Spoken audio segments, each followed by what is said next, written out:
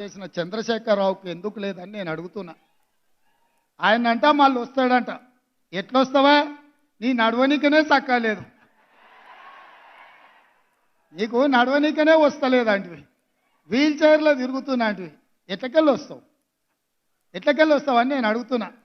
ఒకవేళ నువ్వు రావాలనుకుంటే ఇన్ని వేల మందికి వాళ్ళ ఉద్యోగాలు వచ్చిన వాళ్ళు ఊకుంటారా? వాళ్ళకు వచ్చిన నౌకరేంది? పోలీసు నౌకరే కదా, వాళ్ళు ఊకుంటారా? నువ్వు యాడికన్నా పోతే ఇవాళ ట్రైనింగ్ అయినాక రాష్ట్రం నలుమూలల ఈ యువకులే కదా ఉండేది. ఈ తెలంగాణను దోచుకున్న నిన్ను, ఈ తెలంగాణను నీ కుటుంబం కోసమే బలిచ్చిన నిన్ను ఈ పిల్లలు పోలీసులు అయ్యి లాఠీలతో 4 మోకాల చిప్పల మీద కొట్టి తీసుకుపోయి లాకప్ లేస్తారు. ఇంతకాలం వాళ్ళ చేతుల పెత్తనం లేకుండే, ఇవాళ వాళ్ళ చేతులకే పెత్తనం వచ్చింది. ఎట్లా తిరుగుతావో తిరుగు. దానికంట ఆయన డైలాగులు కొడుతుండు, చంపుతారా సంపూర్ణ అని.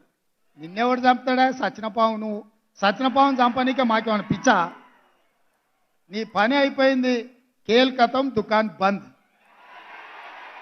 ఇక చిన్నగా మళ్ళీ మొదలుపెట్టిండు సానుభూతి కథ. ఆయన మంచంలో వండుకున్నా, సావు నోట్ల తలకాయ పెట్టినా తెలంగాణ సాధించిన అని చెప్తే పిల్లలు చూడలేదు కాబట్టి నిజమేనేమో సారు ఏమైనా సావుకు దగ్గర పోయొచ్చిండేమో అనుకున్నారు.